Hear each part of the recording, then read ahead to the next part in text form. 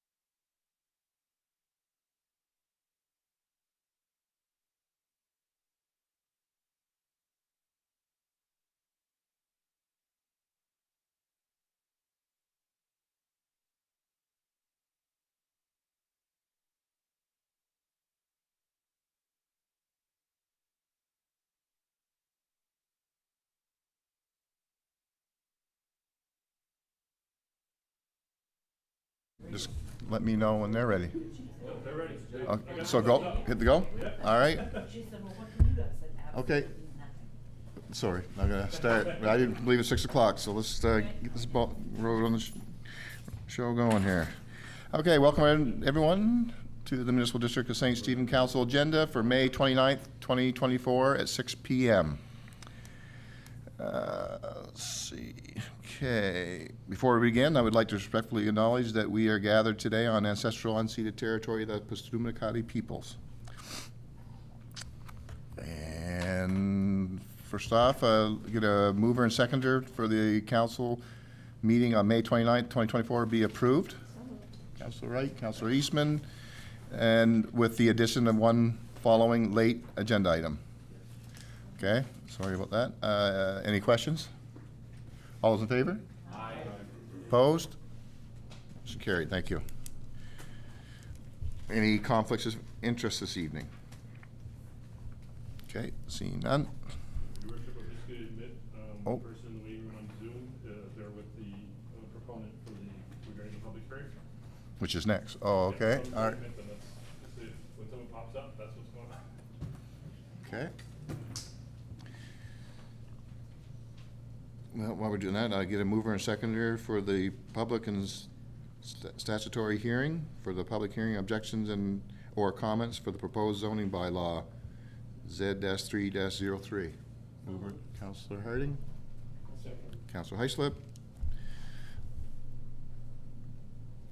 We can turn it over to our friend from, Uh, you know, just do a brief. Yeah, I can do a brief.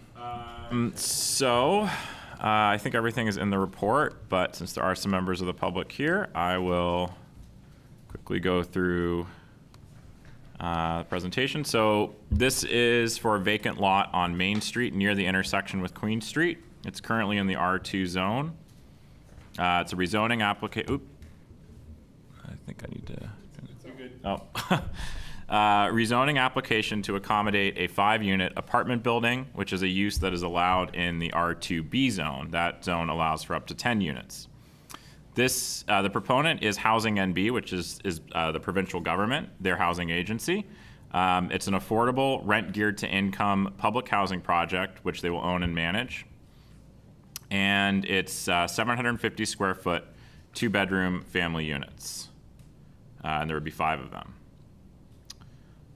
There are some site challenges. There's a drainage, actually I think it's a sewer easement that goes through there, making it a little bit challenging to fit things on the site, get parking in and everything like that. And they do want to put in an accessible unit. This is very much in line with the statements of provincial interest to promote a range of housing options and to provide a range of affordable housing, as well as to promote and prioritize development in areas of communities with existing or planned public infrastructure and services. This is an infill project. There are infrastructure and services. There are parks and schools within walking distance, so it makes sense for family units. The municipality's municipal plan also would support this project. It encourages a range of housing opportunities in terms of size, type, ownership, status, and location. It also does talk about the character of existing neighborhoods. And while this zone the current zone doesn't work for it, there are lots of smaller apartment buildings in the neighborhood and in other zones. And there's policies around encouraging the development of affordable housing for lower and middle income households and families. And this is right on the money with that one. It also talks about improving the quality and quantity of the town's rental stock, and this will be 5 new family rental units, which are 2 bedrooms are not the most common type in town. Just a quick note on, because I think it did come up in a previous council when this bylaw first came forward, there was a question, what does deeply affordable mean?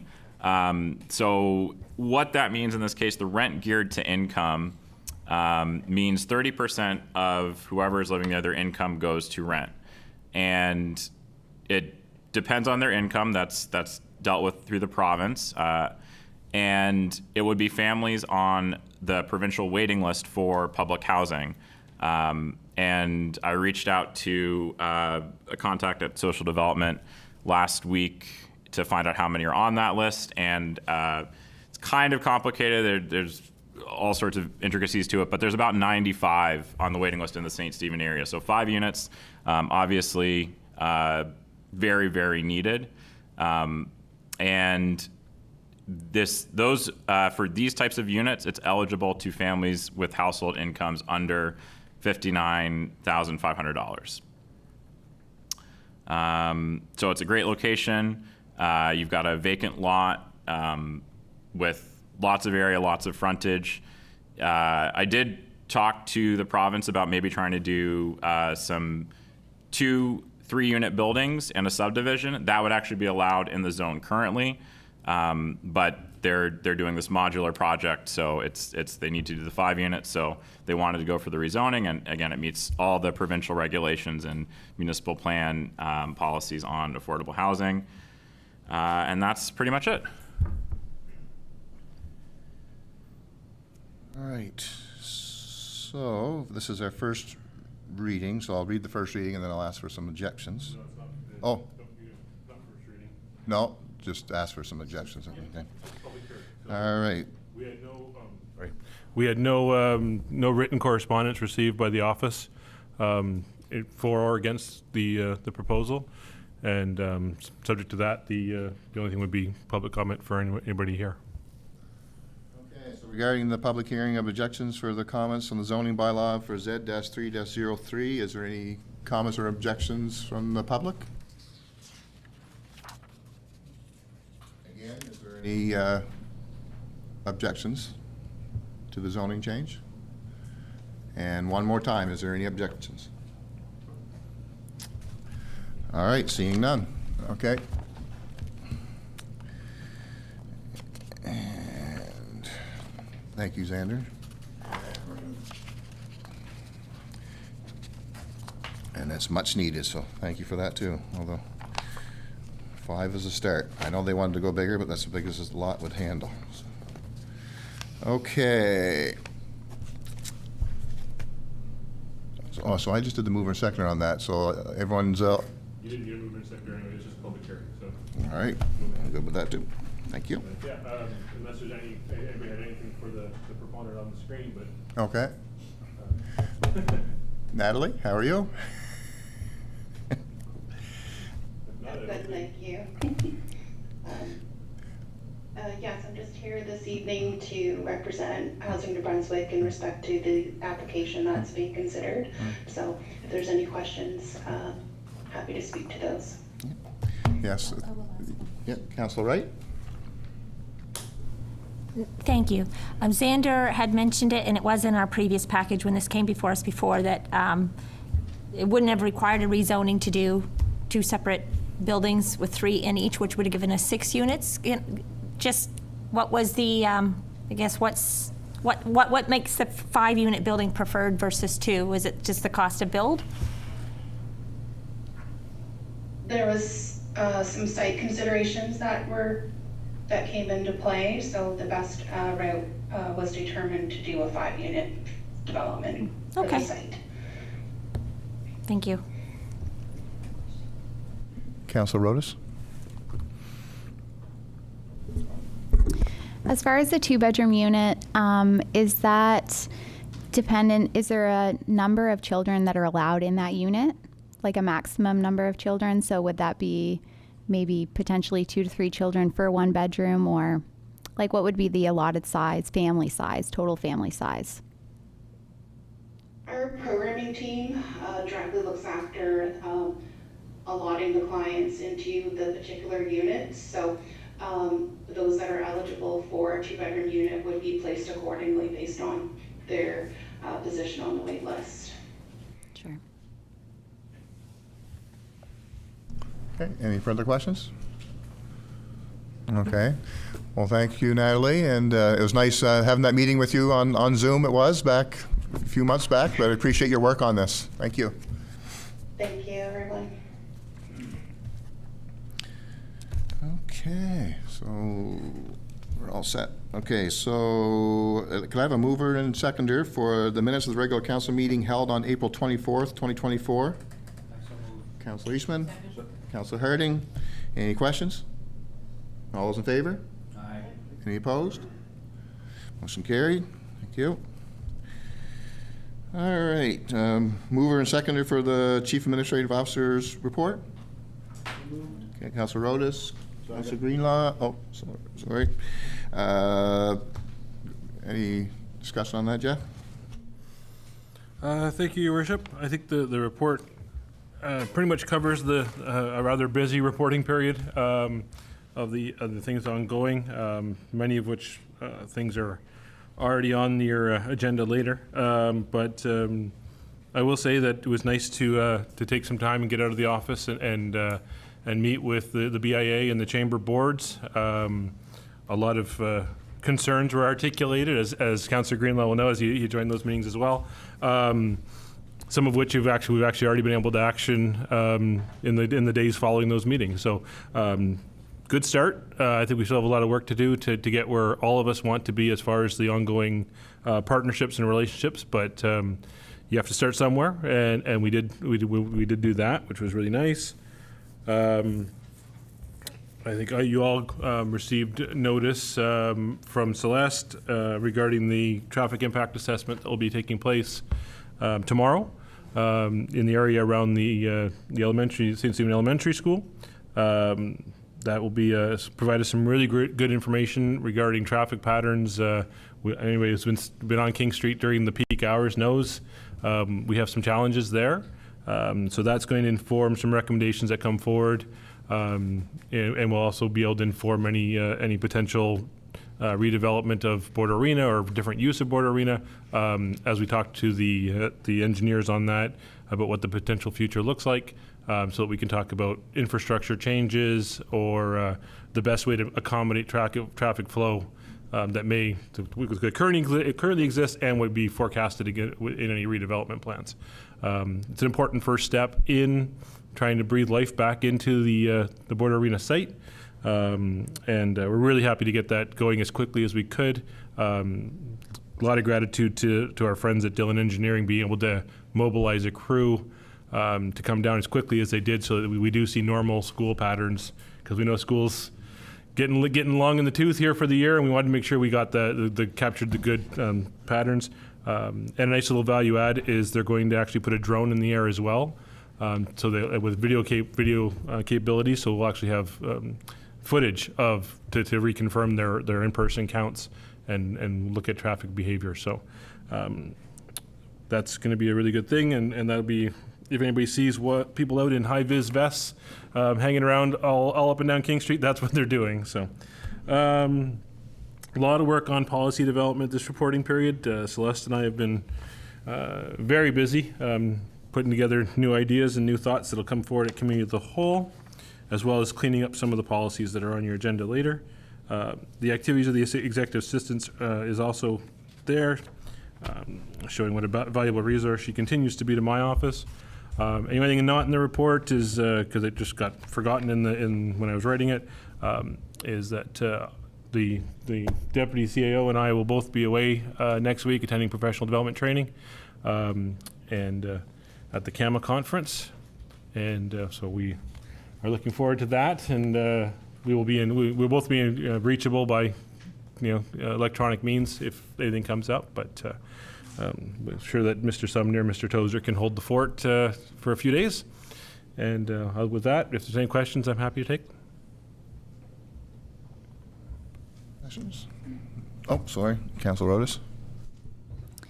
In terms of the chamber meeting, how did you find it went? What were some key outcomes for you? And I'm excited about that. I think it's great to have a renewed partnership with the chamber and BIA. So maybe you could just share like a few key things that came up in terms of moving forward and ways that we're planning to partner together or collaborate together.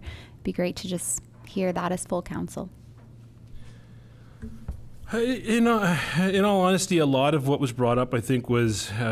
I think I even said it to them at the end of the meeting. There was some venting that went on, and which wasn't unexpected. When people get frustrated, they need an outlet and they need to vent. And I don't think all the things put on the table were necessarily chamber issues. May have been personal issues for the chamber members that they've experienced over time. Some of that related to anything from individual dealings they've had here, anything from booking a birthday party to paying a water bill to whatever. So it gave me a good opportunity to talk about some of the enhancements that we are rolling out in some of these regards.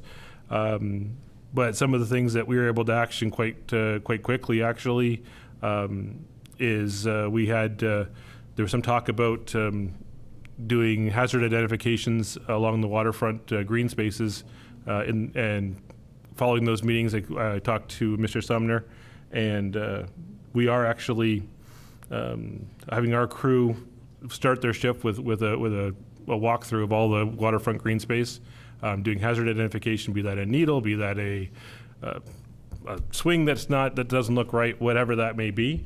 And we're tracking all that and addressing it first thing in the morning every morning. Right now it's Monday to Friday due to staffing, but it is trying to make sure that we have a clean slate for the day. It was something that came up at the chamber and the BIA meetings as a concern, and something that basically it was asked, couldn't this be done? And we said, yeah, sure, it probably can. So we're starting.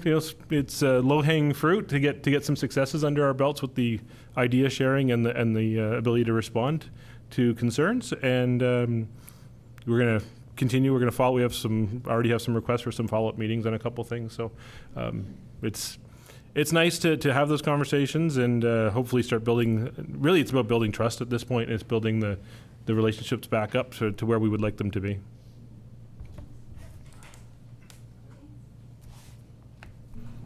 Remember to push this button. Thank you, Jeff and Wade, for your work on that. I appreciate that, and I do like the thoughts of doing a walkthrough and maybe taking a different path every day to prevent getting the call for the swing set that's broken. You already saw it before someone else saw it, so as an example. So no, thank you. All right, so I had a mover and a seconder. All those any more questions? All those in favor of accepting the CAO report? Aye. Any opposed? Motion carried. Thank you. Okay, public comments. Any questions or comments from the public? Thank you, Mr. Mayor. My name is David Whittingham. I live in St. Stephen, Ward 2. I just have some comments or questions. Some time ago, the administration was working on revising the dangerous and unsightly premises or properties bylaw, and I'm just wondering what the status is of that project.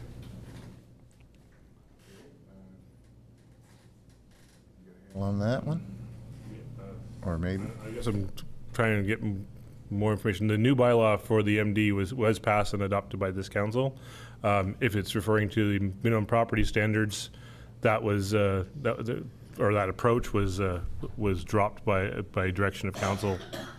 Last I knew, unless there's something new, Chief, that I'm not recalling. No, I think we had talked about maybe lawn care and that stuff, but the premise of the buildings and whatnot, that part of it was dropped at that time. Okay, thank you. Can I ask another question? Also in discussion some time ago at council meetings, or maybe it was council of the whole, was investigating or looking at the possibility of authorized encampments for the homeless, and I'm just wondering what the status of that project is. You want to take that? Okay. So what? And I briefed committee of the whole. I think it was a couple weeks ago. On that front, what we're doing right now is I reached out to the deputy minister from social development to access some expertise surrounding encampments and the best way to set those up and concerns to be looked at, which Mr. Meehan was good enough to provide access to some of the members of his team and some extra resources from external agencies with whom they have contact to provide some expertise into that we don't have in-house to looking at that. So that's an ongoing dialogue. In fact, I talked to Mr. Meehan this afternoon by cell call. So that is still an option in play with other things going on with social development on the unhoused citizens front. Thank you. Oh, so you hit your button again. Sorry, I just. There you go. Sorry about that. I'm not supposed to push it, right? In this monthly report, I think it was it was bylaws or building inspector, but every month there's a listing that there's five, sometimes 6 unsightly premises that are being investigated under the Unsightly Premises Act bylaw. And the question is, are those the same 5 ones every month? Or are some being settled and there's new ones coming on? Because it seems to be always 5. I think maybe once it was 5 or 6. Thank you, Your Worship. Yes, you did sort of answer your own question. They do change. Some of them have been there for an extended period of time, and others have come and gone. Okay. One last thing, and it relates to the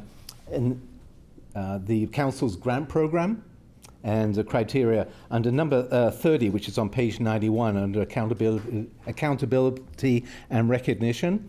It's number 30 says, in the event that the project does not go forward, the grant recipient shall return those funds granted for the proposed project. There's some situations, I was thinking, say in the winter, a high school basketball tournament or hockey tournament, or maybe, I don't know, the Charlotte County Fall Fair, a snowstorm prevents the event from happening, or a hurricane comes through or something and it can't be rescheduled because of the facilities not available or whatever.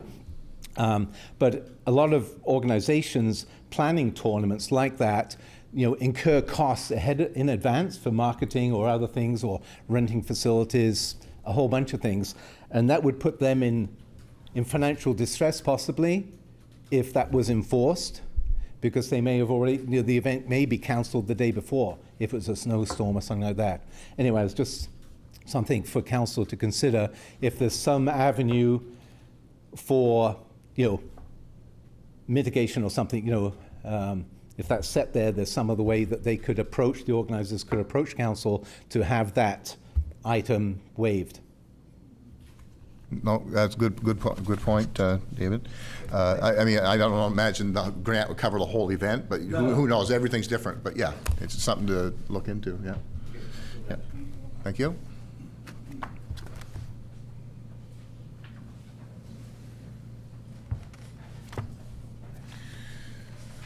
Okay. All right. So next up. Need a mover and seconder to go into the departmental information reports.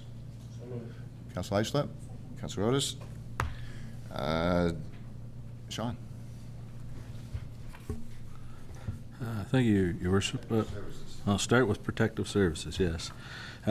From the fire side of protective services, for the period starting April 14th and ending May 21st, we had a total of 35 calls. Typical calls, nothing extraordinary. The numbers are up a little bit, which is normal for this time of year because of the 10 grass fires, which is actually not a large number, as it could be in other springs. What else do we have here?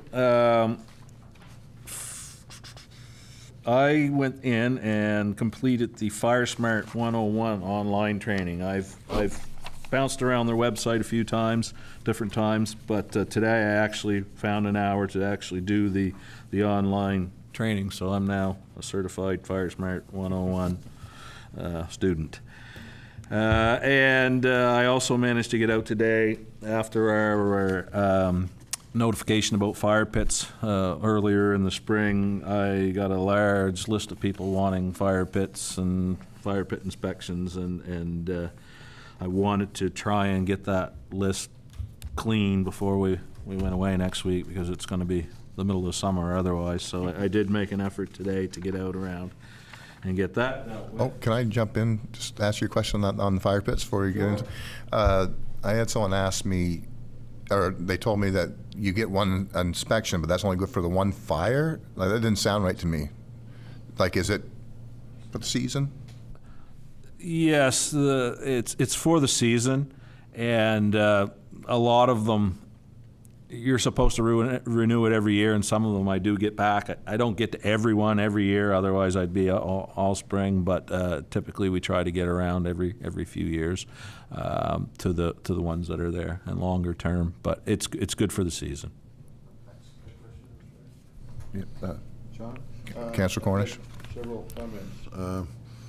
I guess a few weeks ago on the highway, the four-laner, just across from the cemetery, there was a fire there in the, I seen the smoke and I got different calls. There's quite a concern in Ward 1 about the presence of homeless people probably along the trail that's just inside the woods there by the railway track off of Elm Street. And I want to know, since you mentioned fire pits, there's a very strong concern, basically a lot of it coming out of St. Andrews last year with the fire, is that the woods, as you said in your last report, there's a lot of trees down. We don't know the condition of them yet, how far they're going, which ones are rotten and how it's going to be, but are we doing an inspection of that area to ensure that there's no homeless people camping out in there? And what are we doing about open fires? Because if we do have a fire, in my humble opinion, if the wind's blowing in the right or wrong direction, it's either going to take out Ward 1 or it's going to take out part of the town of St. Stephen. What are we doing in additional surveillance of that particular area? Not in particular, no. We're responding to calls as we receive them in terms of fire pits or smoke. There are encampments all over the place. It would not be physically practical to try and tromp through the woods all over the municipal district and check in on these places because they're on the move. They might have bed down in one spot tonight and have a little fire and move on to somewhere else. So I wouldn't know where to even start looking, in all honesty. So to answer that question, no, there are not additional patrols unless the public is making us aware of some place to maybe go and look. And I was in that situation today where I had a report of something and I had to go investigate it. Due to the lack of manpower, that's the only thing I can think of at the point, that we are probably in almost jeopardy of losing property here if anything happens like St. Andrews with a bike backfired or whatever happens.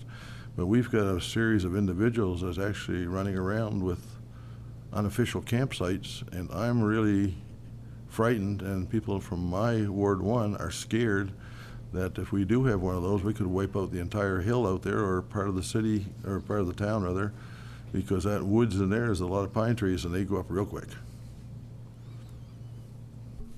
Well, I've seen a lot of wildland fires over the years, and they start from all sorts of causes. They can be legitimate fire pits, they can be illegitimate fire pits, they can be lightning, they can be anything. So I won't say it's not a risk, but I wouldn't say our risk is exceptionally heightened beyond what it would have been any other year.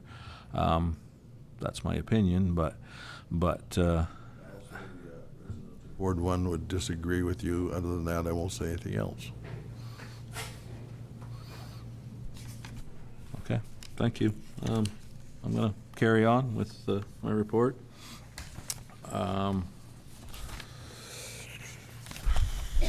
From the enforcement side, bylaw enforcement, I don't have too much to speak about the report itself. I will say that earlier this week, all three of us, myself, the bylaw enforcement officer, and the building inspector, were out and spent most of the day working on enforcement-related files, whether it's dangerous and unsightly, fire pits.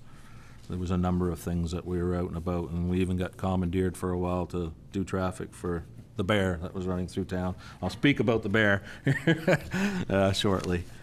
When it comes to building inspection, I was also busy over the last 2 to 3 weeks. I've processed a significant number of public work approvals related to permit applications, and that's a new thing for us, and it's a good thing. It has created a fair bit of work for me as the public works approver for these things, but I will say that it seems like there's a fair bit of work going on around town based on the number of approvals I've had to do for permit applications.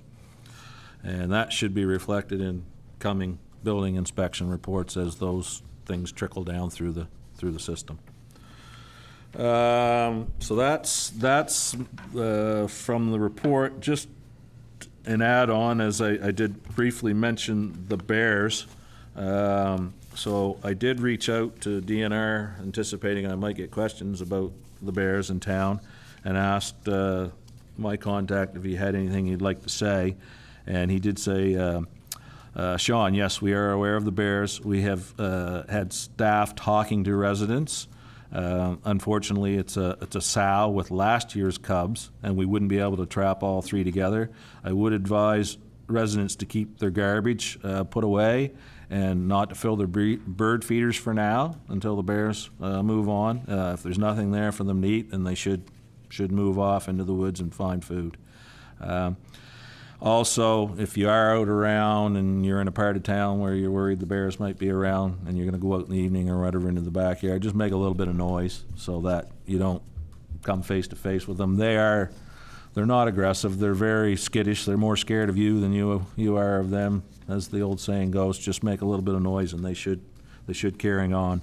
The key thing I took from that is they're last year's cubs. So they're sort of independent, but not yet, so it makes it much more difficult for them to try and trap them. I know in the past, if they're this year's cubs, they get the mother in the trap, the little ones will tend to either go in that trap or another trap, but last year's cubs are a little more independent. They'll run around, and which makes trapping them a little more difficult. So. Hey, yes, you can. Councilor Cornish. Having dealt with bears for a little bit of a while, one, I met one face-to-face, nose-to-nose, looking through a screen, so that's about as close as you get to them, full size. The other thing is, individuals should know that this time of year with the cub and the female, do not get in between them, because you are at risk then, real risk. And I've had that occasion once also, and keep your heads up when you see either a female or any bear and a cub. Do not get in between them. Thanks, Sean. Okay, continue if you want there, Sean. I think that's all I had to say on protective services. So if anybody had any further questions on protective services before I move on to... Councilor Harding. Thank you. Let's go back to these 5 unsightly properties. I've asked you since you've been here. Can you explain to our audience and to the people that's listening what an unsightly property is? Because what I think it is not what you tell me it is. So just explain what it is. Yes, it is confusing. The biggest problem is that word unsightly. It should never have been attached to that because it has nothing to do with unsightly. That's minimum property standards. So it's dangerous properties. And when we talk about dangerous properties, people say, well, I think that's dangerous. Well, dangerous is very clearly defined within the provincial act, which we basically adopt as our bylaw. And it talks about accumulation of ashes and debris from your wood stoves, used car parts, construction debris, and buildings that are in a state of dilapidation. And that's basically it. So if you don't like the paint or you don't like the long grass or things like that, that has nothing to do with this bylaw. Even though some of those conditions could be dangerous, that's the line that we have to kind of follow. And when it comes to dilapidation, that's why the bylaw, the building inspector is the one that carries out basically the enforcement of this, because they're qualified to look at a structure and say yay or nay on the state of that. And in some cases that goes beyond the scope of what the building inspector is able to do. And at that point we have to bring in engineers that are specific to that particular piece of property, be it a brick facade or a skyscraper or a building such as this. The building inspector wouldn't have necessarily the qualifications to do that, and we have to bring in an expert on that. Thank you. Part two. The building, the property on 80 Union Street is still being used, okay? I go by it every day from when I take my daughter to work. I go by it every day, and there's a boatload of trash on the veranda. So, and not only that, I'm getting complaints about it. That is not unsightly, I know, but is there anything, I mean, other than rounding these people up, anything we can do? It's very complicated. There are a number of buildings like that, and I'm not going to tell you anything you don't already know. Whether it's protective services, the RCMP, the fire marshal, SCAN, any number of organizations that go in and remove the people from that building.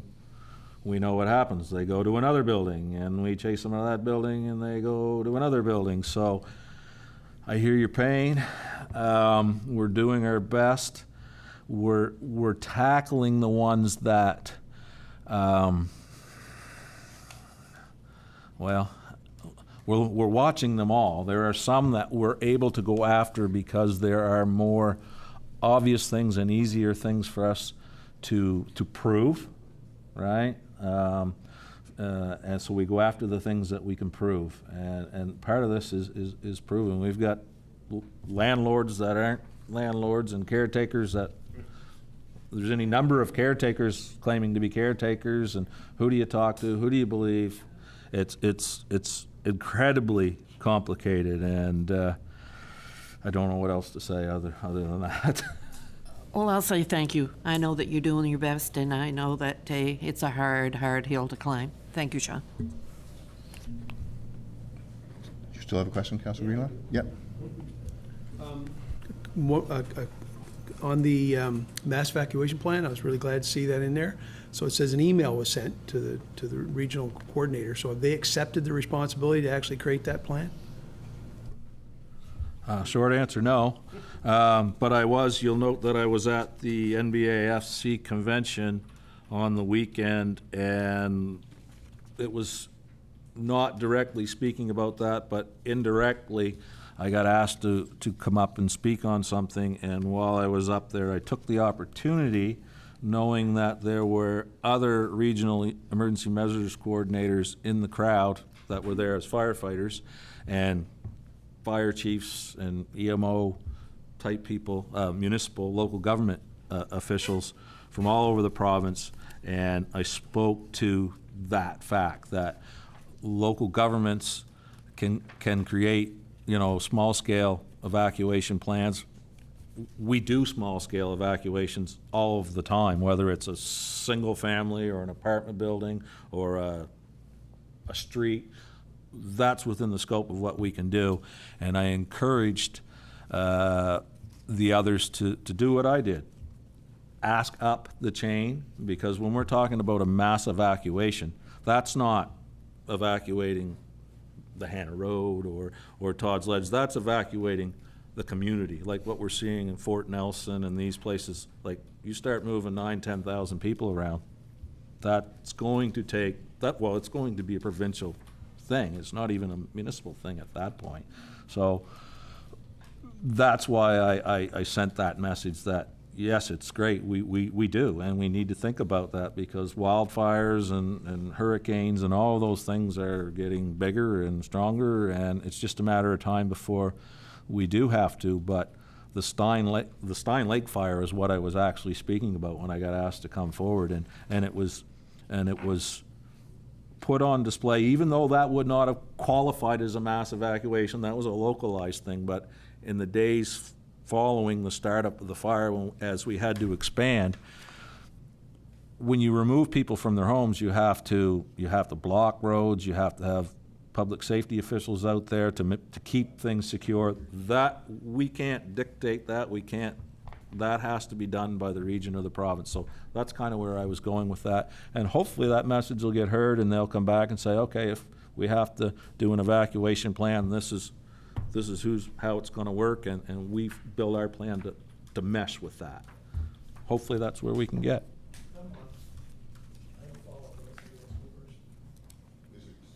Same topic?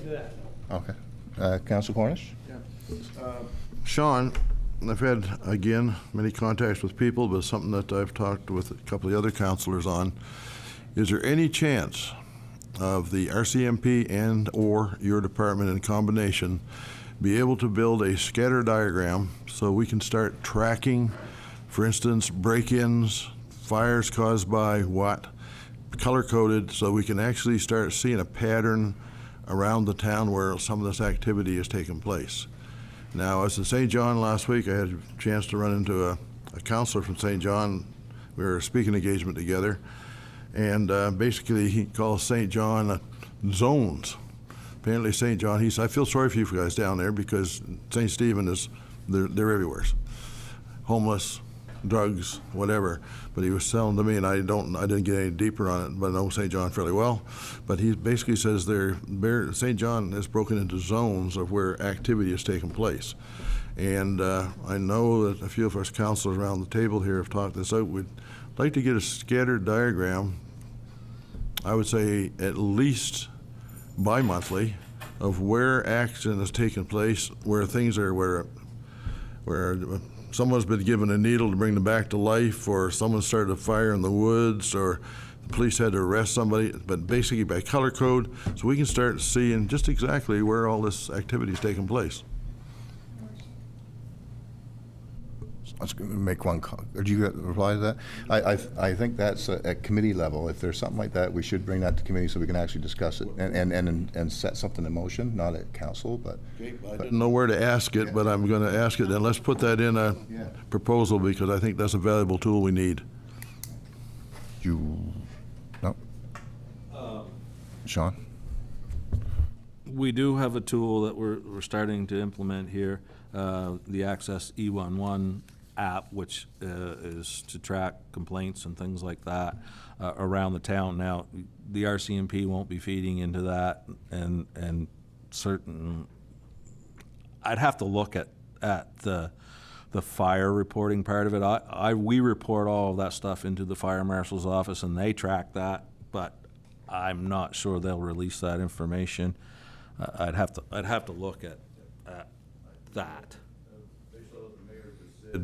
Food for thought for now. Maybe you can do a little investigation, and I think that's something that many people, well, we would like to see. What's the activity and where is it taking place, and maybe we can zone it. So thank you very much, Sean. Councilor Rodas? Well, you made a good point, Sean, when you said ask up the chain, because we've expressed all along that there are provincial mandates that need to be taken care of, so that's not totally in our court. And what I'm more concerned about actually is Sean's time, because, you know, he is dealing with the symptoms of a housing crisis, and it's pretty unfair to put that on our team to kind of chase around people. When you work in the addictions field, like myself, all day, every day, you know how quickly people move, and it can be within every 3 hours they're moving somewhere else. So I would actually ask you too, Sean, to kind of just have a general idea of how many hours a week that you would spend on people calling about a fire here, or somebody in their backyard, or somebody because the other piece of this is staff time. So, I mean, we can't really ask him. He could, just knowing the complexity of this population, he could do this 40 hours a week. I would prefer that our team coordinate and deal with more pressing municipal issues like fire plans that are localized and things like that. I do worry about that. So maybe at committee we can talk about that too, just having a more streamlined process, like you said, for people to make complaints, or if they want to report a fire that's back in the woods, that they can use a quick app, because I can imagine that you get lots of phone calls and lots of emails, and those add up, and it makes it very challenging for you to do your actual job. So just kudos to you and your team for working together and doing the best you can with what you have. Two other questions for Sean. Is there anything Okay, we got a couple over this way first. We can come back. Councilor Wright. Thank you, Mayor. If I may ask, Sean, you mentioned something that you're doing something new, approvals. I'm getting off topic. Going back to your original one. Approvals for public works developments are a new thing. Is that a new mandate of the province or something, a new task that you've taken on? It used to be done by somebody else, just because I'm nosy. Well, it comes from the RSC and how they're taking development files, and so basically they do their development side, then they send it off to Public Works and say, are there any issues that you see here, like underground infrastructure? There's a whole list of categories. They didn't do that before, and then a lot of the time somebody would come in and we'd catch it maybe at the building point, or they'd go in and dig a hole and rip our infrastructure out of the ground, and we'd catch it then. So it's new. It's the RSC has implemented it, and it's a lot of the time there's nothing for me to say, and I just say there's nothing for me to say. But there are times where it's like, yes, there are relevant things here. So that's where it comes from. Your follow-up, Councilor Greenlaw? Yes, on the fire on Brewer Lane, I'm wondering if it was was it in a fire pit? Was it an approved fire where it was? Or was it somebody doing something that was outside the bounds of what regulation would be? And if so, is there any repercussions for that? It was a campfire in the woods that was very small, that got left, and it picked up the next day and started to go. I went in expecting to find an encampment and a campfire, and I found where it had been a campfire, but it had started to go. So, and there was nobody around. As I say, they're on the move. Somebody sat down there, had a sandwich, had a drink, a juice box, lit a little fire to get warm up their toes, got up, thought they had it out, walked away. So it wasn't nefarious, it just happened. Okay. I'm gonna move on.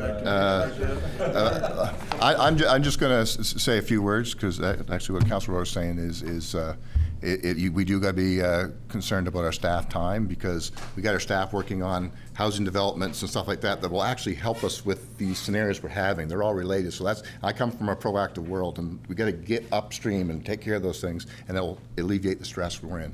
It's not perfect, but I agree. We got to, yeah, 100%, or we're going to darn well try. So yeah, infrastructure, Sean. Thanks, everyone. All right. As usual, as every month, my staff and infrastructure give me a breakdown of the high-level stuff that we did in sections 1, 2, 3, and 4. I don't have a whole lot to comment on that. In other, I listed a few things.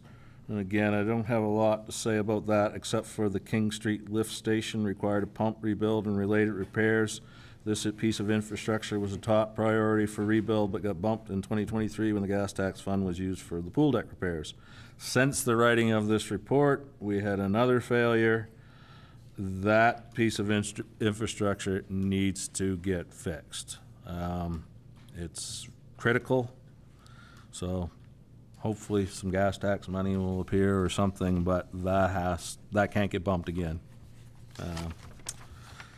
I wish it could. And it's not like the Bud Avenue one that my staff took apart and rebuilt. The structure itself was fine. It was just the plumbing and the pumps and stuff. We were able to take it apart and put it back together. That structure is not the same. If we look at it the wrong way, it's not going to be good. So it requires a rebuild. So that you will hear from me, hopefully. Not too often. Just gonna add on to that. Yeah. Just when it comes to the we also call it gas tax, but CCBF funds, one of the things that Councillor Greenlaw and his colleagues at UMNB were working on was making sure to lobby hard for New Brunswick to maybe change past behavior and not be the last one to sign the renewal in the country for the CCBF program. And one of the things they did as a preparatory thing was survey the CAOs regarding what the impacts would be if there was a delay in the CCBF renewal. So I did take the opportunity to articulate back to our friends at UMNB specifically that we have a significant infrastructure that requires those funds to be flowing so that we can access them to get this work done. So that it did serve as an example to move up to your lobbying body to hopefully encourage the government to expedite the negotiations with the federal government to let that CCBF funds flow quickly to the municipalities so we can get this work going quickly. Back to you. Thank you. From the report, I don't have a whole lot more to add, just some updates on things after the writing of the report. Line painting, you may have seen the line painting truck around town. It's here. It's early. We're glad to have it. Yeah, we're glad to have it. So you'll see that out and around. School Street is being paved as we speak today, and Union Street is next. They have it prepped and ready. I'm not sure if that's going to start tomorrow, but it's imminent that's going to get paved as well. And also, our crew is planning to begin filling the potholes starting on King Street. Hopefully next week. We ordered attack material, which is basically a pre-treatment that we put in the holes, which should hopefully hold those patches in because of the size and the extent of the holes, and it's falling apart as fast as we can fill them. So we're going to try and do a little bit better job, spend a little bit more money to fill these holes in, and hopefully they'll last a little longer. So that barrel of stuff should be here early next week, and you'll probably see us on King Street starting to fill in some of those craters. I guess that's all I have. I'm open to questions. Councilor Cornish? John, just a couple of things. I've got several phone calls on Scudic Street. I don't know if there's any truth to it or not. I just have to listen to our constituents and basically listen to them. But the last episode was, I believe, 6. Witnesses said that they were going to close up the building, put boards on them, this sort of thing, prohibited from doing it for some reason they do not know. There's an individual that's got a parent living there that's scared to death. So I got one general question. They've got 2 buildings now. I believe they're both vacant, one for several years now, plus this newest one. Are we going to take those down? What are we going to do with them? Because they're basically their habitat for unwanted individuals, and they've been sitting there a long time. So do we tear them down or let someone burn them down?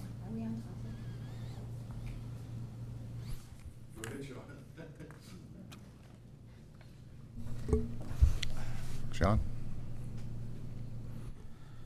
Well, there's a number of buildings that are just like that, and that is part of what makes it complicated.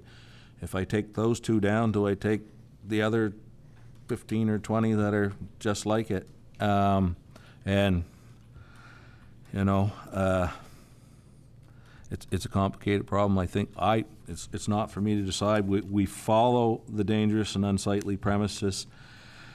And this is the thing, are those tenants legitimate or are they not? It's hard for us to prove. We know that likely they aren't, but within those buildings, and some of those buildings, there are still tenants that were there prior to the landlord going absent that are still legitimate. So trying to determine who's who and what's what is complicated. I can't really, when it comes to dangerous and unsightly, I cannot speak to specific property, especially in this forum, because if we do decide to take action, talking about them here will will tarnish that. So I can't answer direct questions on that. Again, in private council session or whatever, this is something that's becoming, I'm getting a lot of meetings on this one. We've got these buildings, there are people in and out, like you say, we got no control over them, but sooner or later, one of these places is going to catch on fire and people are going to die.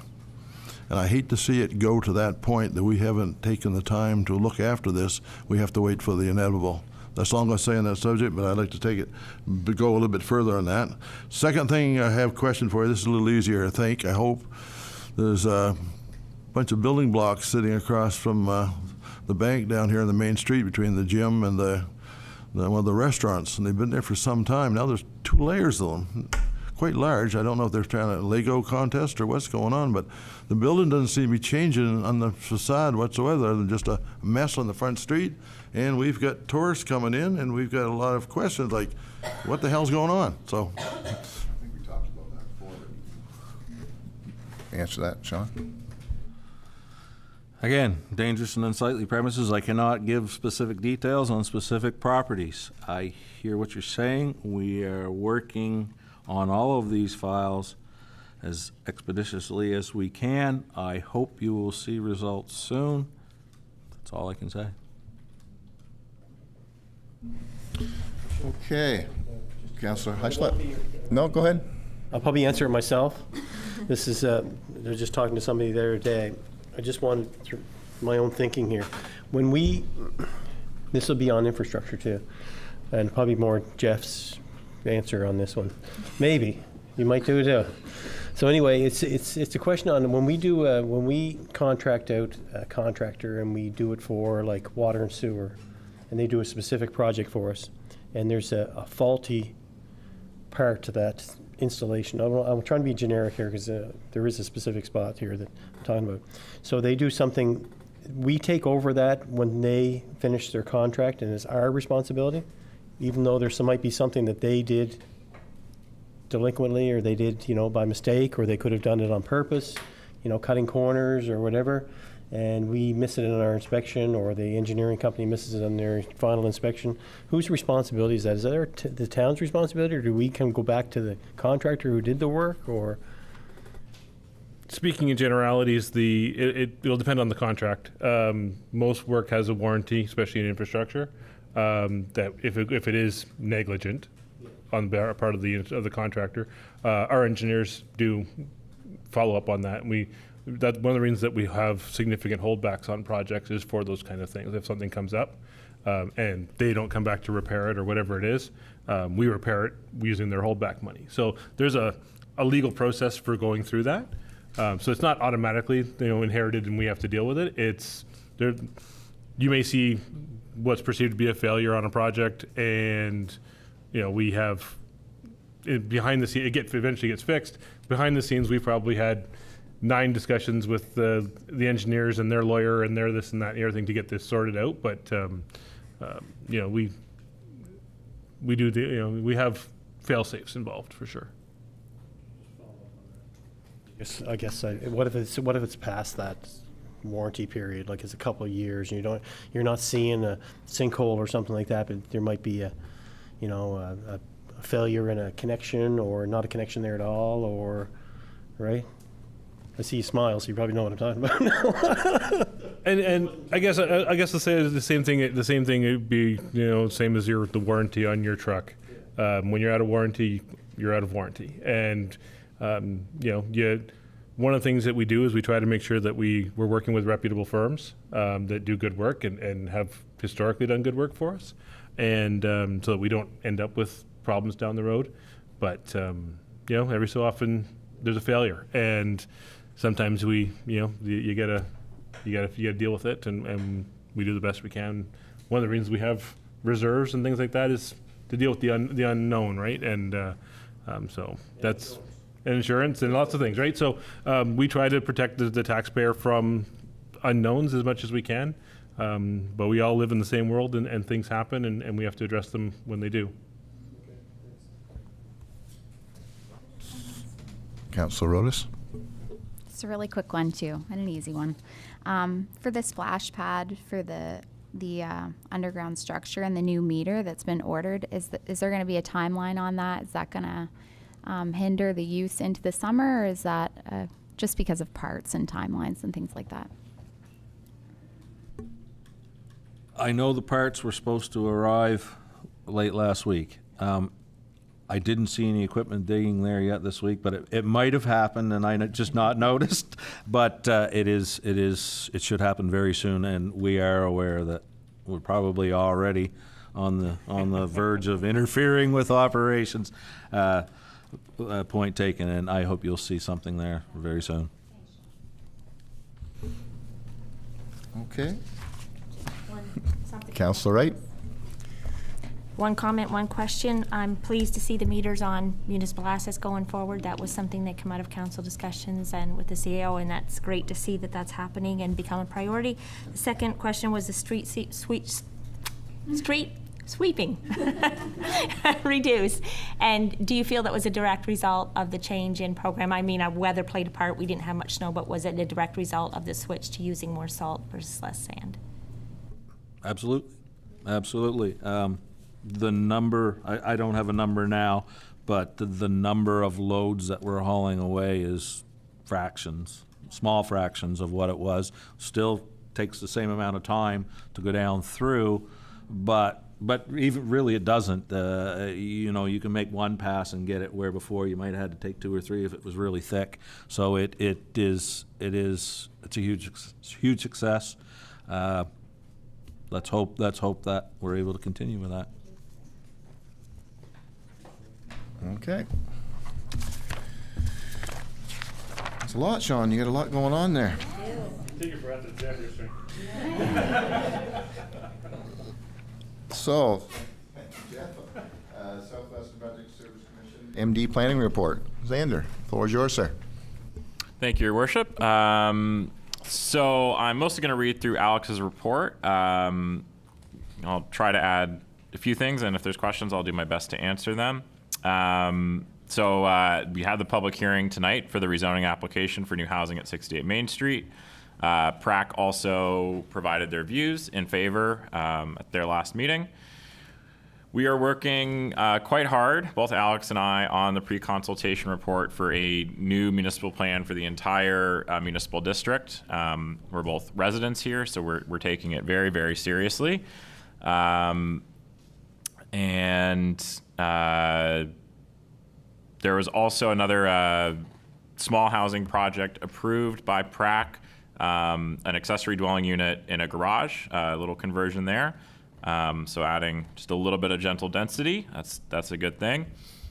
In terms of development generally, we've issued 31 building permits. Well, we haven't issued the permits. We passed the development side off to Manzer on 31 building permits to date, 7 development permits. The total value of construction is $2,678,712. We've approved 9 new subdivision applications, and 14 new building lots have been added to the municipal district out of this year to the state. We've done 12 zoning confirmation letters, 6 variance or terms and conditions applications, and 1 document approved and exempted for registry. In terms of interdepartmental updates, we're working on making the development incentive application online. It might actually be in operation already. We're working very closely with Future St. Stephen on a couple of different projects. There's the Regional Economic Development Business Gap Analysis, and that's going to give input into our municipal plan process. As well, both Jeremy and I have had several meetings, and I'll give most of the credit to Jeremy on this one, with developer, and hopefully they're going to make something happen. We had a meeting with CMHC last week that was very, very positive about getting some funding to make things more affordable, and we'll be meeting with the provincial affordable housing program folks Friday to talk more about that. So very exciting, and it's great to hear the traffic study is moving ahead with that.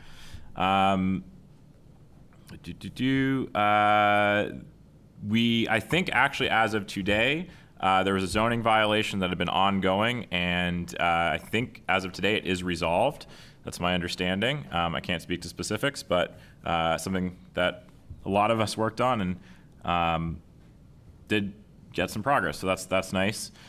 We also did create a municipal tax subunit map for the administration and council, and I think you're going to be talking about that a little bit tonight. So we have more GIS services now, so that's a nice thing we can provide. So that's the report. I'll do my best to answer any questions. Councilor Greenlaw. The pre-consultation report for the MDSS plan, that's what you would bring to council before, and consultation means public consultation? Yes, public consultation. So. Okay, and is there a rough timeline?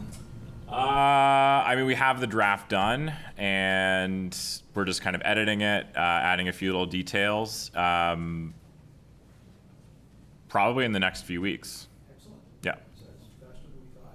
One quick follow-up, I see that there were 6 variances or terms and condition applications approved. How many are actually denied? Can we add that in there? Say that, 7 variances were... Yeah, I honestly myself, I don't attend a lot of PRAC meetings. I can tell you the last one, it's fairly unusual to deny an application because we try and work with the applicants, and we don't like to recommend against things. So I can just watch PRAC for that. Yeah, I do. Yeah, but yeah, so it's not the most common thing. Thank you.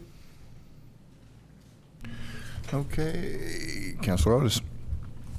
I just want to thank you for your commitment and collaboration with, other organizations and community, and the commitment to housing. It is actually really exciting to hear that housing seems to be a common theme and priority of the RSC. So just appreciate all your hard work and really advocating higher up and at the top and having conversations with provincial counterparts. And I love that that's a constant theme because, as we know, like you said, it's just such a huge need. So let's get all those 95 on the waiting list. Let's get them all housed.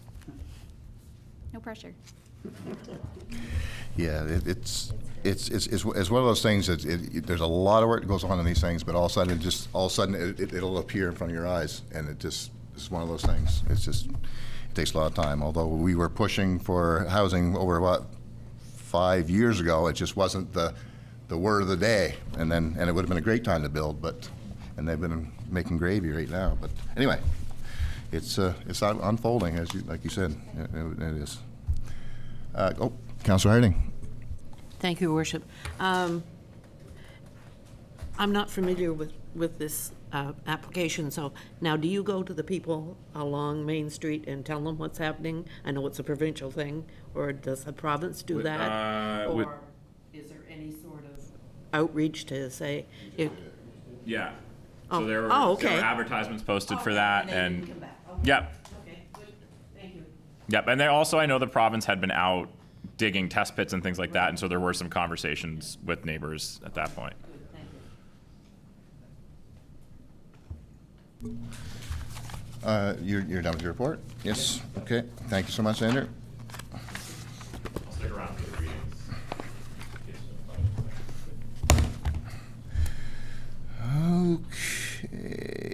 Okay. So next up is community service report. You going to take that, Jeff? Or? Yeah, I will. I don't want to speak for him, but as you can see from the reports, Community Services Department is busy this time of year. Huge kudos to the team for some of the major events that they've pulled off in this reporting period, being the cheer competition, the trade show. They're really hitting their stride for the summer here. But yeah, Mr. Sumner is away at his development conference right now.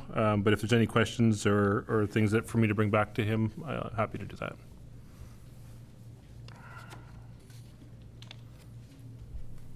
All right. Oh, I'm just going to move on. All right, go ahead. I just wanted to comment on the St. Stephen Wildcats who partook in the Special Olympics provincial qualifying meet on May 26th. So that's just really awesome. And I'm really happy to see that we have a group and community participating in Special Olympics. So just wanted to comment on that, and great job to the team because there has been so many different events going on. The last quick thing is, as far as the Rotary field, is that field currently lined, and do we line it? And like, I'm just not familiar with when and how we line the fields or whose responsibility that is. I know that's the one we technically own, so. Yeah, absolutely. Whether it's currently lined, I haven't been out there myself in a while. But yeah, we own it. We will do the lines on it and things like, and maintain that one for whatever it's going on, for sure. Okay, I'm gonna jump right into the next one here first. Well, actually, no, Tim's not here. So next up's the treasurer report. Is there any questions on that, folks? I don't know. Let's see. I would do the best I can. Okay. I'll probably answer it tomorrow, so I'm happy to Okay, take them. Councilor Greenlaw. All right, real quick, I just noticed the, check cut for the blower rental. And I'm just wondering, one, how much longer? And is that part of the insurance claim? That's a probably worse question. Yeah, it is.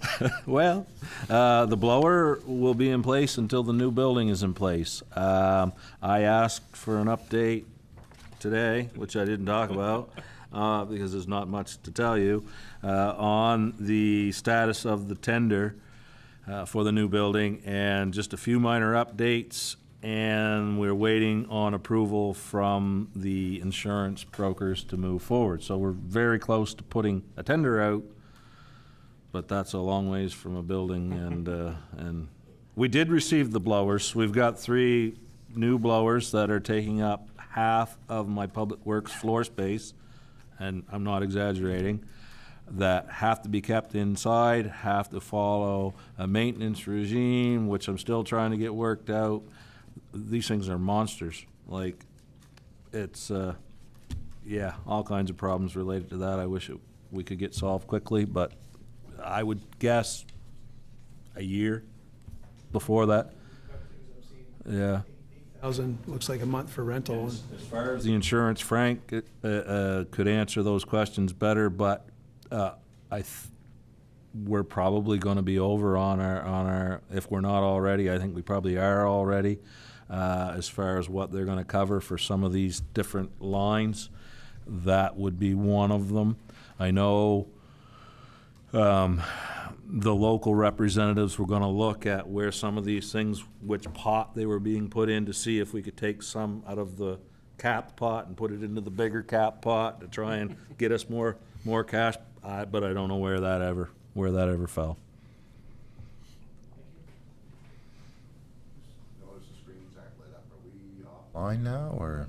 Yeah, there was only the one person, well, we're still broadcasting. Oh, okay. There was just the one person on the Zoom call, but when she left, I turned the screens off. I see. No.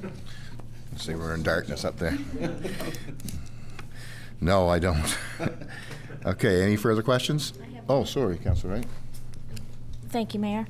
I was going to ask Tim, but he's not here. I noticed in your report you have the annual report for the town that's being prepared, and I know part of that's supposed to be our audited financial statements. Tim's not here to ask, so has he updated you on the status of the audit of the financial statements for last year? I know for the past fiscal year, I know when we were working on last year's budget, it was kind of a challenge, and I know that's not your domain, but do you have an update? The department, one of the reasons that Mr. Tozer's not here is that he's trying to use his time to focus on the audit. It's not progressing as quickly as I would prefer at this point, and or he would prefer at this point either. We've had that conversation, but yeah, I think it's probably better at this stage to get that directly from him and his team, because I'm out of the loop as to where exactly they are on most of those closing out months as they go.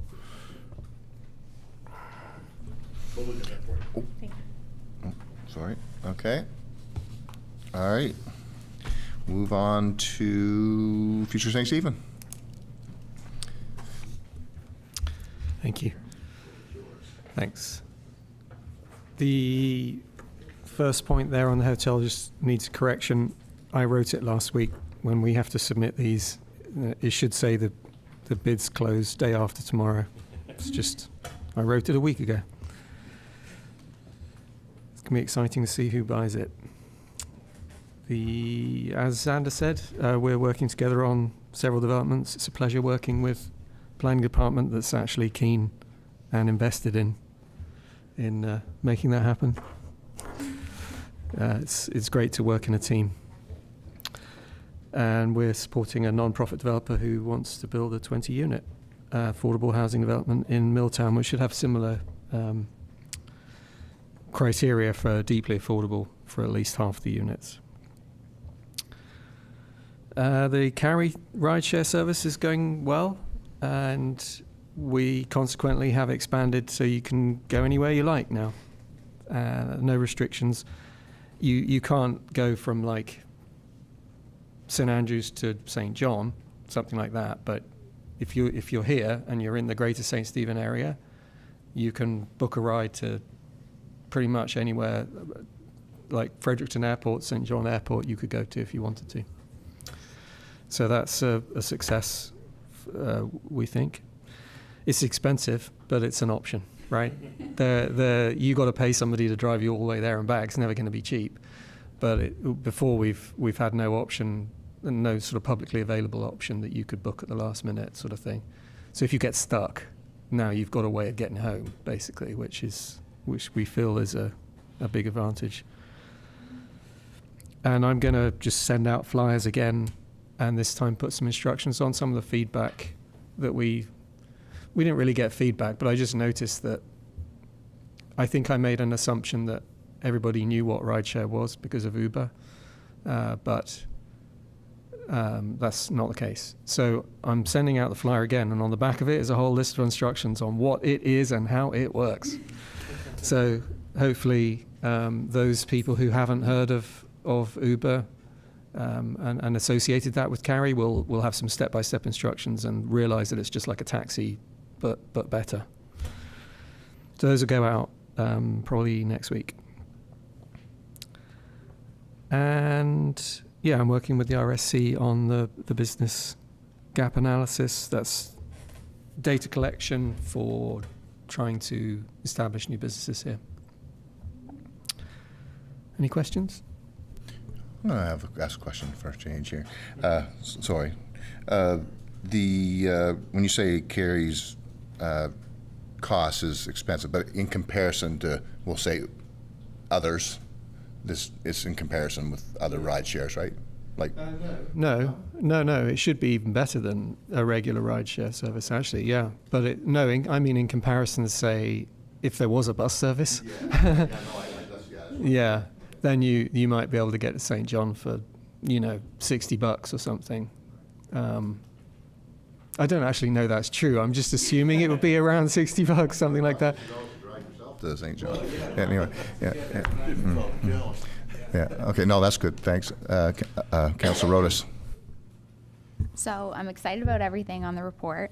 I will say, too, that in my house, we tried Carry. It was great. It was actually super cool. It was the guy's maybe like second day.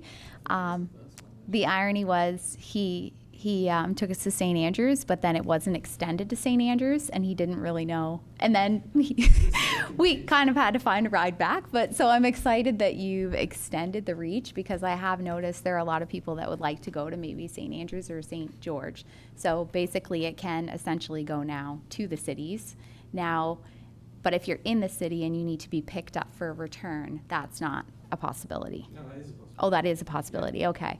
So anyway, the other piece of that is I was recently in Halifax and introduced my grandmother to Uber, and she thought it was the cat's meow. So once people actually figure out how to use it, it's really wonderful to just be able to order it and have somebody come, give some feedback, and it's actually not too costly at all. It really wasn't. It was pretty much comparable to any other Uber to go to St. Andrews. So I'm just really excited about that. That's really great work, and it's such a gap in our community, and at least now we have an option. It's just really great to have an option, so thank you.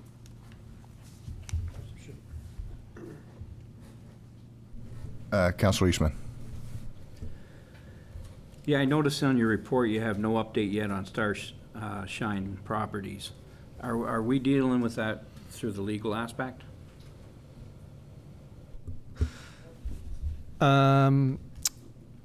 So Sean deals with it in one angle. I'm trying a different angle, and I'm not at liberty to say what that angle is at this point. I hoped I would be able to, but can't. But I will one day be able to. Yeah. Yeah, just trying another angle that hasn't panned out yet, but hopefully at some point we'll make some progress. Councillor Heislip? Yeah, I just have a question about the hotel. It is exciting that these are going to be closing soon, but what's the next step after that? Like, who finds out? When do we find out? Would you be approaching a case if it's somebody that wants to do something on that property, or how is it going to work after we find out? Or do we even have any business in the, right? Yes. Arguably, we have no rights, let's say, but it is our business in that it's where it is. And I feel like it's a high priority for Future St. Stephen to pursue whoever the bidder is, the winning bidder is, and with any luck, shape what gets built there. I know who I hope gets it, but yeah. Carry on here. All right. Thank you, Jeremy.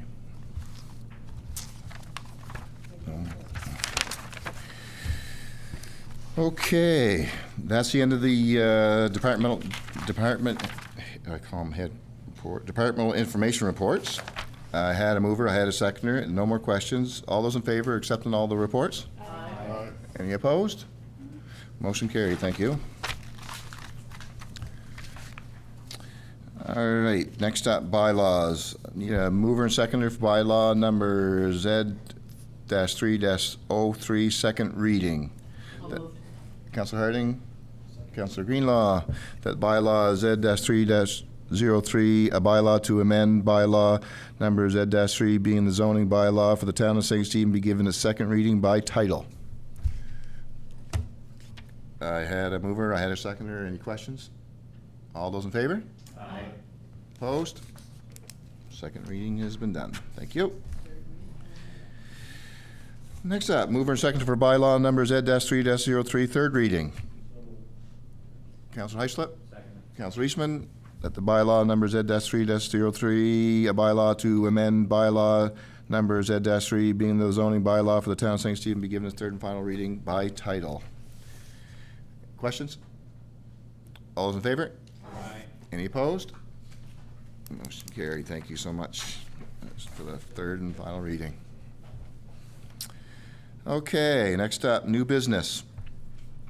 I need a mover and seconder for the library board renewal of term. So moved. M. Hill. Councillor Wright? Councillor Harding, sorry. Resolution that the council approve the renewal of the St. Croix Public Library board member Mary Hill for a 2-year term. Any questions? All those in favor? Aye. Opposed? Motion carried. Thank you, Mary Hill, for stepping up and library board. Much appreciated. Next up, private drive name request. A mover seconder for the new private drive name request for Croy View Lane. Councillor Rodas? Councillor Greenlaw? That council approve the Croy View Lane as the name for the new private drive located in Crocker Hill off Ledgewood Drive. Any questions? Councillor Heislip?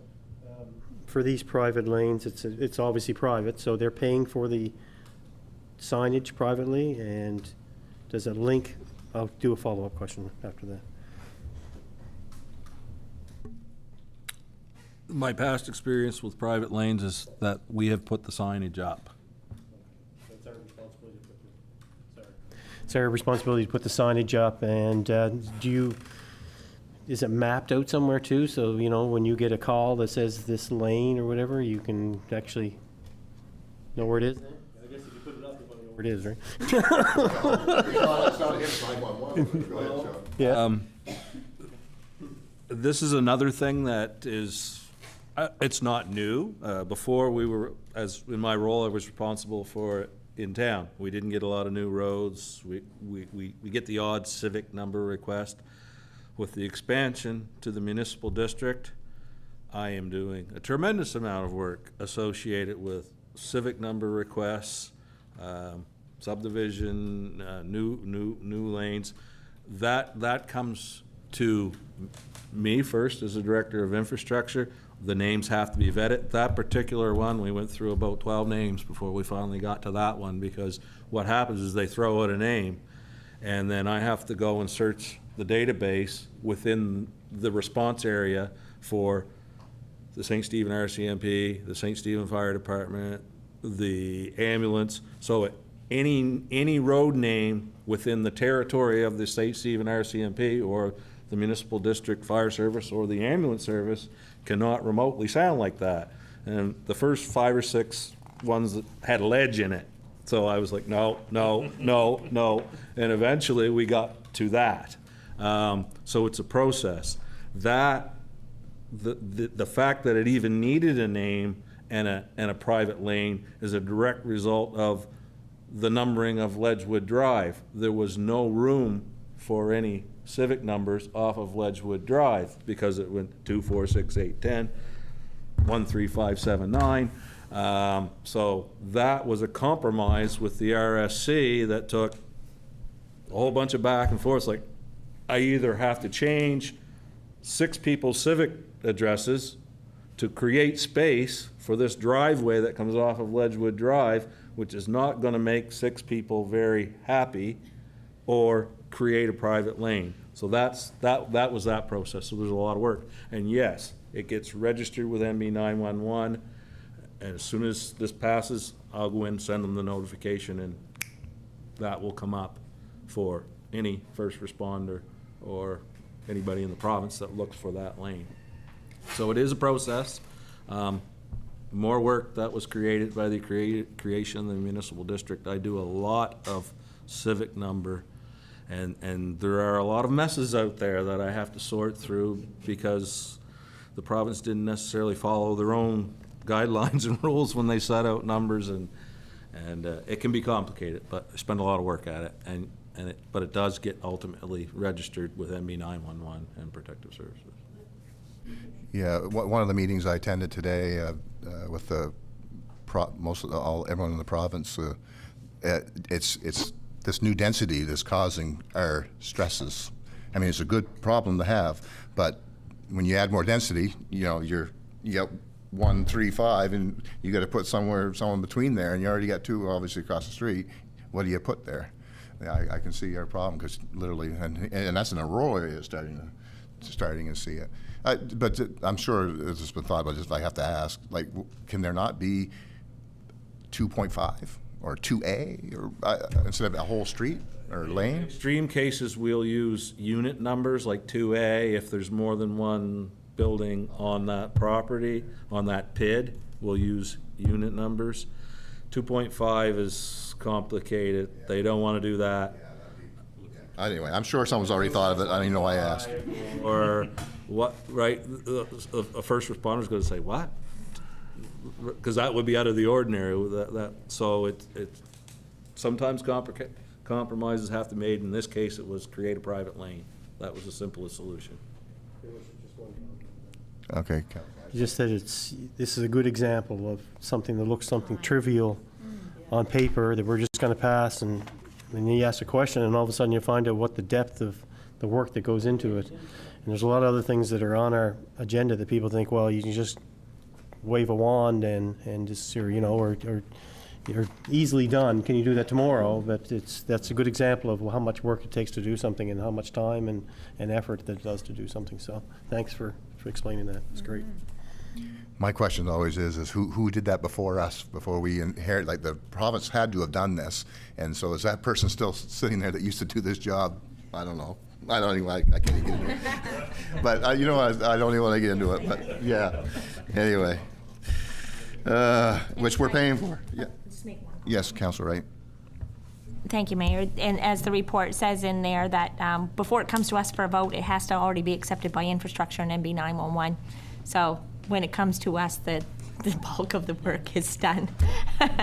And we can trust that the necessary research has been done. A lot of work. Okay, no, thank you. So, I had a mover, I had a seconder for the proposed name change, or name lane addition for Croyview Lane. Any more questions? All those in favor? Aye. Any opposed? Motion carried. Okay. All right, can I have a mover and seconder? The first one had a little bit of a tongue twister to it for me. I don't know why, but anyway, this one's a little bit better for me. As Thomas Creek Lane. Can I move and seconder for the resolution for Thomas Creek Lane? Councilor Eastman, Councilor Cornish. The council approved Thomas Creek Lane as the name for a new private drive located in Oak Bay off Island View Drive. Any questions? All those in favor? Aye. Any opposed? There we go. We already asked the questions on the last one, so we already know it. All right, thank you. All right, next, I need a mover and seconder for the taxation sub-unit amendment. Councilor Rodas, Councilor Greenlaw. The council directs the Chief Administrative Officer to respond to the memo from Assistant Deputy Minister Wilkins requesting that Dufferin, St. Stephen, St. David Ridge, and Charlotte Weston taxation subunits be combined into a single rural taxation subunit. Okay, I had a mover, I had a seconder. Any questions? Oh, you certainly can. Jeff? Thank you, Your Worship. So as you'll have seen from the package, somewhat out of the blue, to be perfectly honest, we got this memo from the Assistant Deputy Minister, and in typical, unfortunately, typical GNB fashion, the timeline to get a response back to them is quite short, so it had to come to this council meeting. As my report noted, when the transition team was in place, and we had done our recommendations around electoral ward boundaries, we also had put in a recommendation around the taxation subunits. At the time, the recommendation that was put forward was to go to basically to have a 2 tax rate system, urban and rural. That went into the government. In their infinite wisdom, they came back with the multi-staged approach that they decided to give us. The intention of the government, at least the written intention in the reports, was to have taxing subunits based on the services being provided and received from the different taxing subunits, and that they should be equal. I think if you actually laid out all the numbers in front of you as before versus after the amalgamation happened, what I believe, my personal belief, what I believe probably more likely happened was they grouped the taxation subunits based on the taxation rates of the day. St. Stephen and Dufferin were very similar, and the other 2 were slightly different. And it was much easier to just draw the lines around the current areas and send them back to us. When I took a look at it, just for council's knowledge, the services levels that we look at in the rural areas, I mean, we look at garbage, planning, fire, general governance, which is what we do here, recreation, roads. All of our rural taxation subunits are receiving those services in the same manner. There is no differential. There's no difference there. So it's not a service-based differential.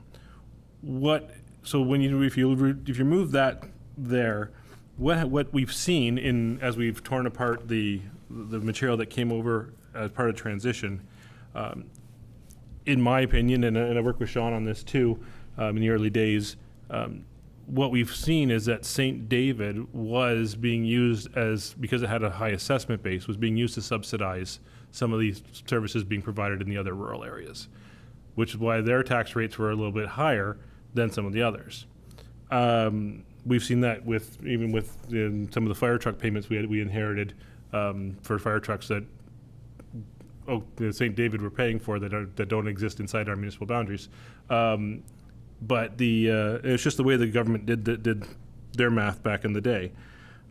If we were to go with, if council was to approve the recommendation going forward, just for your knowledge, if we were trying to raise the same amount of revenue from the rural areas that we did in 2024, but we were doing it at a unified tax rate, Dufferin St. Stephen would go up by 1 cent. Charlotte Dennis Weston would go up by 1.15 cents. St. David would come down by 1.74 cents. And to try and put that into perspective for you, on a $200,000 property, a resident in Dufferin would pay $21.40 extra per year. Charlotte Dennis Weston would pay $23 extra per year, and the residents of St. David would save roughly $35 per year to equalize that. So, I mean, it's, while we should never say that $21 isn't important, it's important to some people for sure. It is a negligible impact. It does allow us to, there are administrative benefits to only having the two rates. And it does equalize those, and it does actually mean, in my reading of all the documents provided by G&B at the time of amalgamation, that it actually meets their goals, which is that similar properties should be treated in the same fashion. So, I mean, that's my quick take on it. Like I said, I apologize that the timelines for responding to the government were short, but I'm happy to take any questions or entertain any way I help any way I can. Okay. I think he must have explained it well. Yeah. Thank you. Oh, sorry, Councilor Wright. No, almost. I just had one comment, and goes back to earlier days on the RSC. I believe part of the reason St. David wasn't intentionally subsidizing, it was policing plays a large factor in that, and the policing budget was based on property values and population. So I think that kind of created the disparity because the property values are higher. It's not that they were actually receiving more services, they weren't. But that played a factor in the rates. For me, Your Worship, for sure, the policing is a big part of it. But like I said, we've seen it in other services, the way that the government was running their spreadsheets, because we did get access eventually to some of those spreadsheets, and without criticizing my friends at the GNB, I would just say that I would have taken a different approach to how those costs were shared across the region.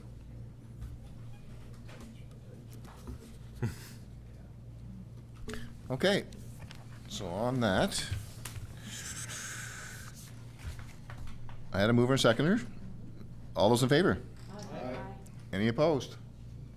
Motion carried. Thank you for your work on that. All right, mover and seconder for the electronic sign policy. Councilor Eastman, Councilor Harding. The council approves the electronic sign policy as presented. Any questions? All's in favor? Aye. Opposed? Motion carried. Thank you.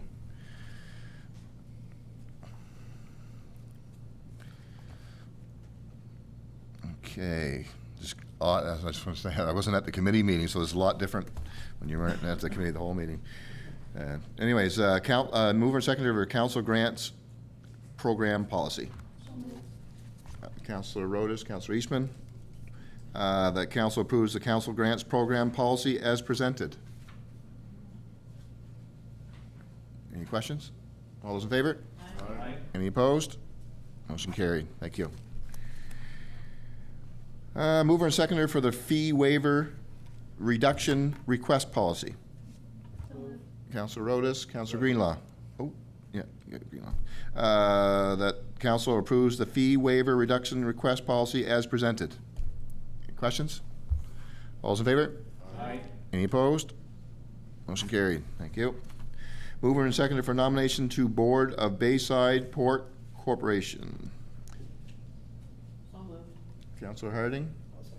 Councilor Greenlaw. That council accept the resignation of Mr. William Young with gratitude for his years of service. Further, that the name of David Archambault be submitted to the municipal partnership as a potential replacement for Mr. Young as a shareholder representative and director of Bayside Port Corporation. That's good news. Any questions on that? All those in favor? Aye. Any opposed? Motion carried. Thank you, David, and thank you, Mr. Young, for all your years of service. Okay, mover and seconder for financial systems and processes review award of contract. Councillor Heislip. Councillor Otis. RFP tender notice MDSS 24-02. Okay, so I'll read it here. That council award the contract for the financial systems processes review to MNP LLP of Dieppe, New Brunswick, in the amount of $78,750 plus HST and disbursements. Further, that the Chief Administrative Officer be authorized to establish a project management team to oversee the work of MNP LLP during the project. Questions? Councilor Greenough. Yeah, just one clarification on where the funds will come from for that, 78,000? So the treasurer and I are working on that. Our proposal at this point in time would be to use the special projects funding under general government in your budget. That would cover cover 50,000, with the remainder to be drawn on the general operating reserve. Questions? Okay, all those in favor? Aye. Opposed? Motion carried. Thank you. Okay. Oh, let me see one here. Mover and seconder for the policing priorities meeting update. Councillor Eastman and Councillor Rodas. The council approves the redirecting. Oh, sorry, I'm jumping ahead there. Anyway, so anyway, for information purposes, you see in the package there from the policing meeting. Okay, thank you. I'll name that we kept the same top 3: crime reduction and prevention, community engagement and visibility, to include mental health and avenues, and drug-related crime. And that's been the top 3 last year. So we continued on. Yeah, you sorry. Like last year was open at the Oak Bay Hall, and I think one of the priorities was repeat offenders, though, too. But one of the questions asked, and I think it was Councillor Greenlaw that asked it, and I was concerned about it too, is that there's no measurability on any of these. So we don't know what happened last year. Well, we get the reports. We get the reports, but there's not really anything measurable there to say that actually did they stop? How many repeat offenders did they stop? How many? Right? I mean, that's the question was asked at the meeting again. And that's what I wanted to know, if it was asked. It's probably asked every year, right? Okay, thank you. Yeah. Okay. Oh, shit. I noticed there's some things there with regards to the reporting, and it looks like they might be changing some of the reporting. So are they talking about the quarterly report? Is it not going to be as detailed and broken down as it has been in the past? So as you know, technology's changing, so they actually get a, what would you call it, an active reporting thing that they're utilizing too. So, which I believe that the address is in that report too, to go see it, and you can look on their a site, and you can go check other communities too and see what's going on actively. So it's moving, if that's the right word. Not being watered down, though. We're still going to get the detail. Yeah. Councilor Rodas. So I know this is in our package. Is this accessible online for the average resident too? I believe so. Great, okay. I was just wondering if we can share it, because I do find it interesting, like just the amount of calls based on the Mental Health Act. Like that's a huge piece of their job. And anyway, I just found it interesting to look at that, because I can imagine that would take a significant amount of their time. And the suspicious person on property, yeah, that would be, it would be very time consuming, not knowing if something criminal has actually even happened? Are these actual charges that were laid, or are these just incidents, calls? Just a register of their events that goes beyond them. Yeah. Thank you. All right. So I had a mover and a seconder. All those in favor? Aye. Any opposed? Motion carried. Thank you. Okay.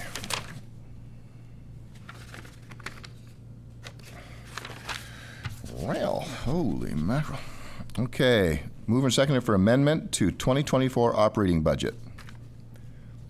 Councilor Harding, Councilor Heislip, that council approves the redirecting of $100,000 from 2024 budget line road surface renewal, representing part of the budget line to be included in the 2024 budget line sidewalk renewal. Okay. All right. Any questions? All those in favor? Aye. Any opposed? Motion carried. Okay, mover and seconder for the proposed removal of the covered bridge at Gateway Park. I so move. Councilor Eastman, Councilor Cornish. All right. Any questions? All those in favor? Aye. Any opposed? Motion carried. Okay, mover and seconder for development of the incentive agreement approvals. Mover and seconder, please. Councilor Otis, Councilor Wright. That the development incentive agreements for 433 Milltown Boulevard and 99 King Street, both in the municipal district of St. Stephen, be approved in the forms previously presented to council.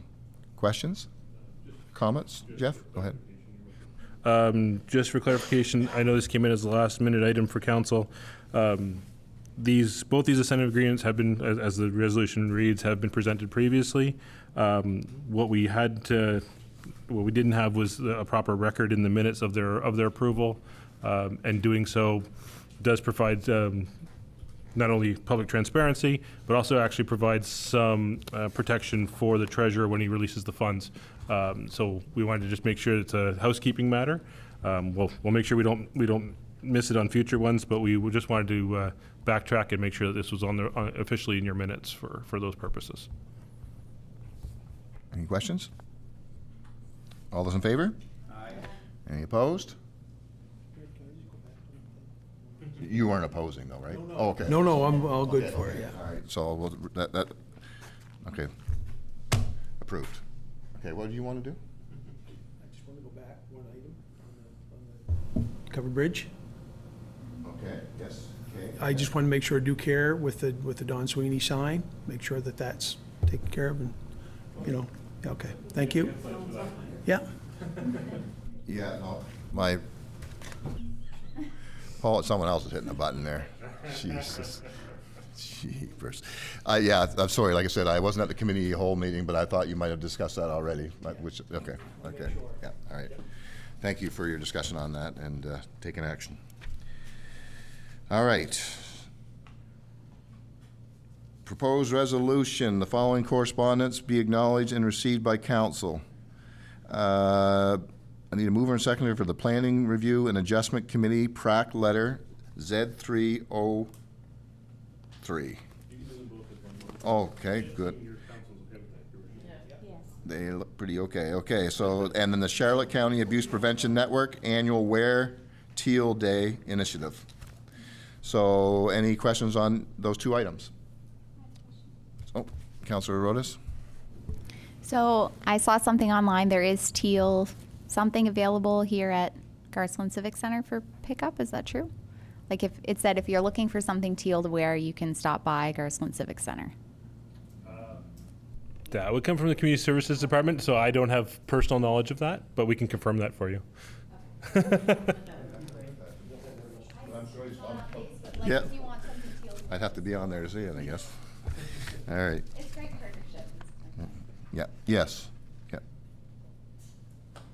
Now I get thrown off here. All right, had to move in seconder. All those in favor? Aye. Any opposed? Motion carried. Thank you. Okay, next up, mover and seconder to accept the council reports acknowledged and received. Councilor Eastman? Second. Councilor Cornish? All those in favor? Oh. Oh, you got questions? Question to council reports. I see that there has been MDSS town hall for Ward 3, was it? Yeah. So, I mean, I represent all of MDSS. I was voted in on Ward 2. Is there going to be a report sent to council to see what those discussions were? Because I have to make decisions on budget as well as everybody else does, right? So I want to know what the concerns are out there prior to making decisions. I bet there is one. I know you got a report. Yeah. So there's, And- yeah. Oh, Shannon's there? Yeah, so we've already captured the stuff, and yeah, so we can share it. Yeah, it'd be great. Yeah. Should have been there. Then you wouldn't have to ask this question. Yes, Councilor Cornish? Councilor Wright itself have discussed the same thing, and we're going to have a similar one, I think, in June sometime, as soon as we. Yeah, go ahead. Sorry, we, just a resident of our ward saw that the other ward had done one, and they specifically asked for us to do one for our ward. So we're just following up on a request.